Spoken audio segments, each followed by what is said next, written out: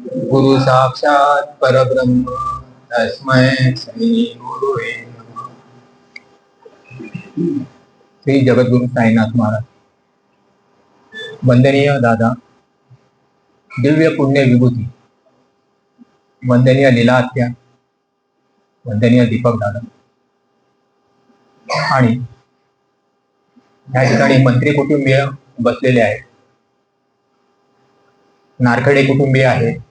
या सर्वांना मी आणि आपल्या सर्वांच्या हृदयस्थ सद्गुरूंना मी प्रेमपूर्वक वंदन करतो. दीपक दादांनी ज्या निवेदन लिहिलेलं आहे त्याचं आता उत्तम विश्लेषण हे आपल्या गुरुदादांनी केलेलं आहे. अनेकांना इकडे या ठिकाणी स्फूर्तपणे आपलं मनोगत पेश करायचं आहे. वास्तू कुठली, तर एक मिनिट मी घेतो आपला निवेदन वाचन करण्यापूर्वी. वास्तू कुठली?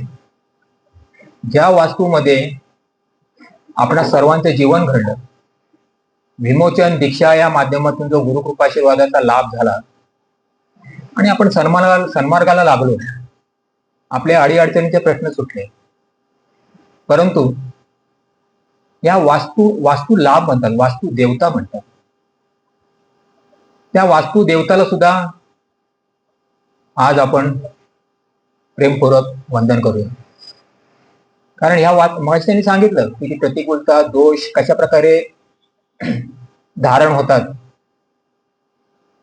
वास्तूमध्ये जे आपण विडा लावतो तेव्हा काय असतं, हे आपल्या वंशातले, आपल्या कर्मातले, आपल्या ऋणानुबंधातले दोष आपण सद्गुरूचरणी समर्पित करत असतो. म्हणजे एका अर्थाने या वास्तूमध्ये ती वास्तू आपले दोष धारण करत असते. आणि गुरुदादांनी सांगितलेलं होतं की बाहेरून सुद्धा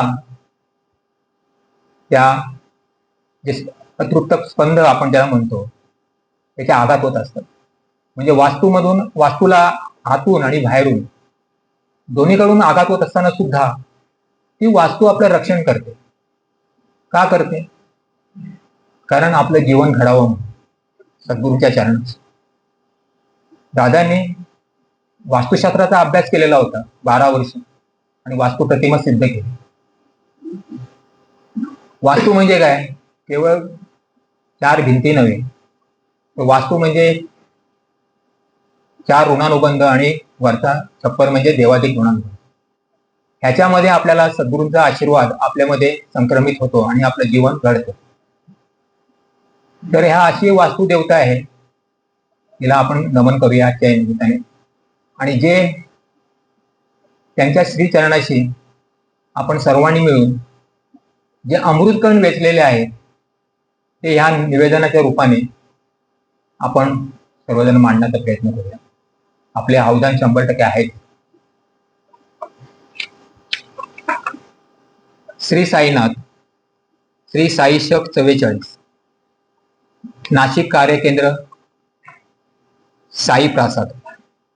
आज वंदनीय दादाबाबा व विभूतींच्या कृपाशीर्वादाने तसेच आपणा सर्वांच्या शुभेच्छा व सहकार्याने नाशिक कार्यकेंद्राचे वास्तू नूतनीकरण व अभिषेक विधीचे मंगल कार्य पार पडत आहे.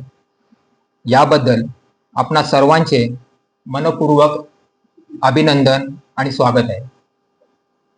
आज या निमित्ताने जे निवेदन आपण सादर करीत आहोत किंवा आपण आपले मनोगत व्यक्त करीत असताना मन भूतकाळातील अनेक गोष्टींचा वेध घेऊ पाहत आहे. नाशिक कार्यकेंद्राची स्थापना वंदनीय दादांच्या इच्छेने व कृपाशीर्वादाने दिनांक 6 जानेवारी 1986 रोजी झाली. तसेच नित्य साधना आणि कामकाज हे आदरणीय लीला आत्या, वंदनीय दीपक दादा, आदरणीय विजय दादा यांच्या मार्गदर्शनाखाली 29 डिसेंबर 1993 रोजी झाली. मधल्या काळात वंदनीय दादांच्या पादुकांची भारतातील तसेच विदेशातील कार्यकेंद्रावर परिक्रमा झाली. त्यावेळी वंदनीय लीला आत्यांच्या माध्यमातून परमपूज्य बाबांचा संचार झाला. त्यावेळी नाशिक कार्यकेंद्र ही सुद्धा माझी द्वारकामाईच आहे असा मंगल उच्चार झाला. आणि बाबांच्याच मार्गदर्शनाप्रमाणे नाशिक कार्यकेंद्राचे आज राहत असलेल्या नूतन वास्तूमध्ये दिनांक 29 ऑगस्ट 1996 रोजी स्थलांतर झाले. या वास्तूची रचना व प्रारूप हे पुणे येथील बाबांच्या द्वारकामाई सारखीच आहे. आज या घटनेला 30 वर्षाहून अधिक काळ लोटला आहे. या दरम्यान अनेक विपरीत अनुभव आल्याचे निदर्शनास आले. हे आपल्याला आता गुरुदादांनी सांगितलेलंच आहे की कशा प्रकारचे अनुभव त्यावेळेला आले परिक्रमा करताना. कार्यकेंद्राची पूर्वीची जुनी वास्तू व त्यानंतर आज या ठिकाणी झालेली नवीन वास्तू या काळात अनेक अनाकलनीय अशा अडचणींचा सामना या वास्तूला करावा लागला. ती अडचण किंवा जे काही दोष आहेत किंवा जी काही प्रतिकूलता होती तो विषय कर्म व वंशविमोचनाशी संबंधित होता हे मागाहून सर्वांच्या लक्षात आले. या गोष्टी दीपकदादांनी नमूद केलेल्या होत्या. त्यांनी आता तुम्हाला वाचून दाखवले.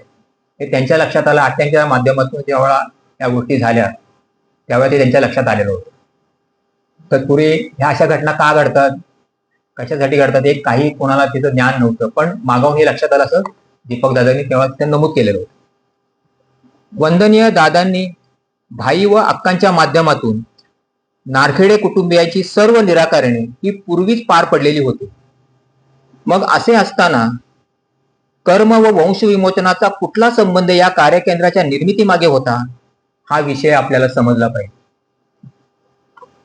नाशिक हे शहर अयोध्या रामचंद्र, माता सीतामाई व भ्राता लक्ष्मण यांच्या पदस्पर्शाने तसेच गोदामाईच्या पवित्र जलधारांनी पावन झालेली एक तपोभूमी आहे.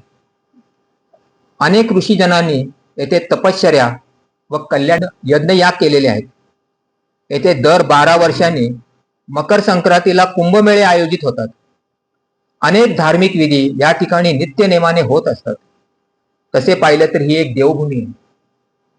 वंदनीय दादांच्या वास्तुविधीशास्त्रानुसार एखाद्या वास्तूचे शुद्धीकरण करताना इहलोकांपासून ते परलोकापर्यंतची भूमी ही वास्तू विमोचन म्हणून विचारात घ्यावी लागते. म्हणजे त्याचा यथोचित लाभ हा कुटुंबाला व समाजाला होत असतो. पूर्वापार नाशिक परिसरातील त्र्यंबकेश्वर तसेच अन्य क्षेत्रात नारायण नागबळी, त्रिपिंडी, काळसर्प यासारखे धार्मिक विधी होत आले आहेत. आज ते पूर्वीप्रमाणे जोमाने चालू आहेत. हे विधी शास्त्राप्रमाणे होत नाहीत. शिवाय असे विधी खूप खर्चिक असून ते विधी करणाऱ्या गुरुजनांच्या दैहिक माध्यमांचा विकास न झाल्याने ते या कार्यासाठी सिद्ध नसतात, असे दादांनी त्यावेळेला आपल्या मुलाखतीतून अनेकदा सांगितलेलं आहे. केवळ व्यावसायिक भूमिकेतून असे विधी हे होत असतात. यातून आपल्याला काय बोध मिळतो की ही वास्तू महत्वाची आहे. ही वास्तू कुठली आहे? देवाची वास्तू. देह देवाचे मंदिर, आत आत्मा परमेश्वर असं जे म्हटलंय ना ते यासाठी. ही जर वास्तू शुद्ध नसेल तर देव तिथे येऊन बसेल का? पण असे असताना सुद्धा वंदनीय दादांना बाबांनी आपल्या हृदयात स्थान दिले आणि वंदनीय दादा स्वतः आपल्या सर्वांच्या हृदयामध्ये ज्या दिवशी आपण पहिल्या दिवशी डोकं टेकलं ना त्याच दिवशी तो विराजमान झाले आणि त्याच दिवशी साई ज्योत पेटलेली आहे. आणि म्हणून आज आपण ते प्रेमाने आणि आनंदाने आज एक ठिकाणी जमलेलो आहोत. केवळ व्यावसायिक भूमिकेतून असे विधी होत राहतात. यामध्ये वंशातील सद्गतीला न गेलेल्या परलोकातील आत्म्यांना आव्हानित केले जाते. यातून कुठल्या वंश आणि कर्मविमोचनाचे कार्य घडत नाही. परिणामी अशा निषिद्ध विधींमुळे अतृप्त इच्छा वासनांचे स्पंद वातावरणात राहून ते वातावरण दूषित करीत असतात. त्यामुळे समाजात अनागोंदी, भ्रष्टाचार, अनिती, व्यभिचार व हिंसा याचे प्राबल्य वाढून समाजात अशांतता निर्माण होत असते. म्हणूनच वर म्हटल्याप्रमाणे सुरुवातीला या प्रतिकूल अशा वलयांचा त्रास हा वास्तुशुद्धीकरण होत असताना अनुभवास आले. वंदनीय दादांच्या पादुका दर्शनाच्या वेळी वंदनीय आत्या व दीपकदादांच्या उपस्थितीत वंश विमोचनाचे हे कार्य पार पडलेले होते. तो एक दिव्य अनुभव होता. या परिसरातील असंख्य अतृप्त आत्म्यांना मुक्ती देण्याचे कार्य हे त्यावेळी घडलेले होते. आजही हे कार्य नकळतपणे या कार्यकेंद्राच्या माध्यमातून होत आहे. म्हणून नाशिक या कार्यकेंद्राला एक आगळे वेगळे महत्व आहे. या कार्याचा कुठलाही त्रास हा येथे कार्यरत असलेल्या कुठल्याही सेवकांना कधी झाला नाही, कधी होत नाही आणि यापुढेही तो कधीही होणार नाही. याचे कारण वंदनीय दादांनी सिद्ध केलेल्या श्री साईशक, श्री कारण, श्री महाकारण व श्री नारायणी प्रतिमा तसेच श्री शक्तिपीठाची प्रतिमा ह्या होत. या सर्व प्रतिमा या शक्तिपीठाशी जोडलेल्या असल्याने त्याचे सामर्थ्य हे इहलोकांपासून ते सप्त लोकांपर्यंत विश्वव्यापी आहे. सुरुवातीच्या काळात वंदनीय दादा, आदरणीय विजय दादा यांचे कामकाज, साधना, मुलाखत, उत्सव तसेच वेळोवेळी होणाऱ्या सेमिनार्समधून सक्रिय योगदान लाभले. वंदनीय लीलात्यांचे मार्गदर्शन तर होतेच. या सर्वांच्या सहकार्यामुळे भाई आणि अक्का यांनी हे कार्य जोमाने पुढे नेले. अनेक भक्त त्यांच्या माध्यमातून जोडले गेले. भाईंच्या अकाली निधनाने मध्यंतरी या कार्याला पोकळी निर्माण झाली होती. त्यावेळी मोजकेच सेवक या कार्यात होते. परंतु अक्कांनी नाउमेद न होता सर्व दुःख विसरून मोठ्या धैर्याने आणि हिमतीने हे कार्य गुरु मार्गदर्शनाप्रमाणे स्वतःच्या हाती घेतले व निष्ठेने हे कार्य फुलवले, जोपासले आणि वाढवले. पुढे सेवक माध्यमातून कामकाज, आरती साधना, वेळोवेळी संमेलनातून घेतलेल्या मुलाखतींमधून येणाऱ्या नवीन भक्तांना व सेवकांना ह्या कार्याची ओळख होत राहील. वंदनीय आत्यांनी या कार्यकेंद्राचे नामकरण साई प्रासाद असे केले. प्रासाद याचा अर्थ राजमहल किंवा राजवाडा. या प्रासादामध्ये येणाऱ्या भक्तांना गुरुकृपेचा व गुरुप्रेमाच्या प्रसादाचा लाभ झाला. अनेकांचे अडीअडचणींच्या प्रश्नांचे निराकरण होऊन त्यांना सुख, शांती, समाधानाचा लाभ झाला. ही वास्तू द्वारकामाईसारखी असल्याने सर्व गुरुभक्तांना वंदनीय दादांसारख्या राजयोगी गुरुची निरंतर निर्भय अशा प्रेम सुखाची सावली लाभली. त्यांचे अवघे जीवन या त्यांच्या कृपाछत्राखाली फुलले, फळले आणि घडते आहे.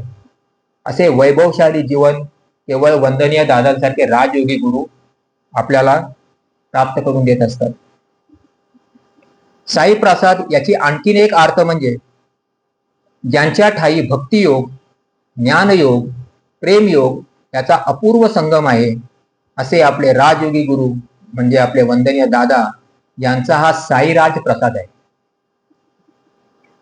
या प्रसादात अनेकांनी वंदनीय दादांचे भक्तिसुख व प्रेमसुख अनुभवलेले आहे आणि हे सुख आज अक्का आपणा सर्वांना आपलेसे करून, सर्वांना गुरुमायेने सांभाळ करून सर्वांना देत आहे आणि आपण ते सर्वजण अनुभवत आहोत. आज या वास्तूचे नूतनीकरण होऊन नवीन सुंदर रूप धारण झाले आहे. वास्तुपूजन, अभिषेक होऊन शक्तीची पुनर्धारणाही झाली आहे. या वास्तूने आपणा सर्वांना घडवले आणि आपणा सर्वांचे जीवन सन्मार्गाला लावले. पण या निमित्ताने आपण या वास्तूविषयी आपल्या सद्भावना व्यक्त करीत असताना मन मात्र आत्मपरीक्षण व आत्मचिंतन करू पाहते. या वास्तूने आपणा सर्वांना घडविले आणि आपणा सर्वांचे जीवन सन्मार्गाला लावले. पण या निमित्ताने आपण या वास्तूविषयी आपल्या सद्भावना आत्मचिंतन करू पाहते. सद्गुरु कृपेने या वास्तूचे इतरांचे कल्याण करीत असताना आपल्यात सुंदर असा बदल घडेल. पण इतकी वर्षे या वास्तूतील सद्गुरु कृपेचा आणि त्याच्या प्रेमामृताचा लाभ घेत असतानाही आपल्या अंतरंगात काही बदल घडला आहे का, हे मन बोध घेऊ पाहत आहे. त्यांच्या कृपाशीर्वादाने आमच्या अहित जीवनात सुबत्ता आली, हे खरे. जीवन सुखशांती समृद्धीने आबाद झाले, हेही अनुभवत आहोत. परंतु आपल्या सद्गुरूंनी त्यांच्या जोडीत घेऊन या कार्यार्थ आपणास निवडलेले आहे, तेव्हा या लोककल्याण कार्याप्रित्यर्थ आपलीही काही जबाबदारी आहे किंवा कर्तव्याचा काही वाटा आहे, या जाणीवेचा आपणास विसर पडला आहे का? की अजूनही आपण आपले प्रश्न, आपल्याच अडचणी, नोकरी, व्यवसाय यात गुंतून पडलो आहोत? याचे आत्मपरीक्षण होणे हे अगत्याचे आहे. सेवक म्हणून आपल्याला सद्गुरूंनी घडवले असतानाही कार्यासाठी आपण आपला किती वेळ देत आहोत व किती वेळ इतर विषयात रमत आहोत, हेही आपणास समजले पाहिजे. केवळ देहाने कार्यकेंद्रावर हजर राहणे म्हणजे उपस्थिती नव्हे, या उपस्थितीमध्ये स्थित्यंतर घडले पाहिजे. आज आपणापैकी किती जण अनुष्ठान, उत्सव, नित्य पूजन विधी व आरती साधनेला उपस्थित असतो? केवळ हातावर मोजण्याचे थोडेच. कामकाजाला मात्र नावे भरपूर. खरे तर आपणास प्रतिमांचा गुरुप्रसाद म्हणून लाभ झाल्यानंतर तर आता कुठलेही निराकरण आता शिल्लक राहिलेले नाही. त्यामुळे अनेकदा संमेलनातून ज्ञान यज्ञाचा लाभ घडूनही अद्याप आपणामध्ये फारसा काही बदल झाला नसल्याचे खेदाने नमूद करावे लागते. हे कुणाचे दोष दाखवणे नव्हे. तरीही द्वारकामाई क्षमाशील होऊन आपणा सर्वांचे दोष पदरी घेत आहे व आपले रक्षण व सांभाळ करीत आहे. आता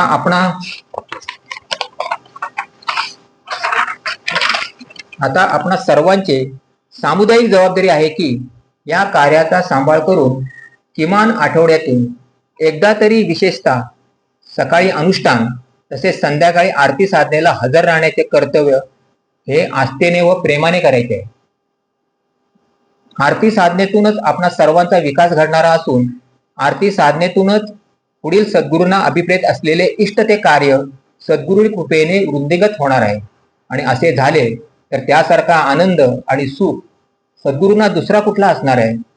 तेव्हा आजच्या ह्या मंगल दिनी आपण सर्वांनी एकत्र येऊन सद्गुरूंनी आपण दिलेल्या मार्गाने या कार्याचा आपला मोलाचा सहभाग प्रेमाने व आनंदाने देऊयात, जेणेकरून इतरांना या वास्तूमध्ये गोकुळ नांदत असल्याचे अनुभवास येईल.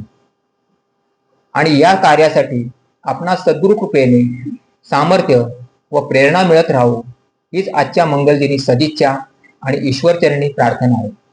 पुन्हा एकदा आपणा सर्वांचे मनपूर्वक अभिनंदन आहे. आपणा सर्वांच्या हृदयी सद्गुरूंचे प्रेम असेच वृद्धिंगत होत राहू देत. आणि यासाठी आपणा सर्वांना खूप खूप शुभेच्छा. धन्यवाद. शुभम भवतु.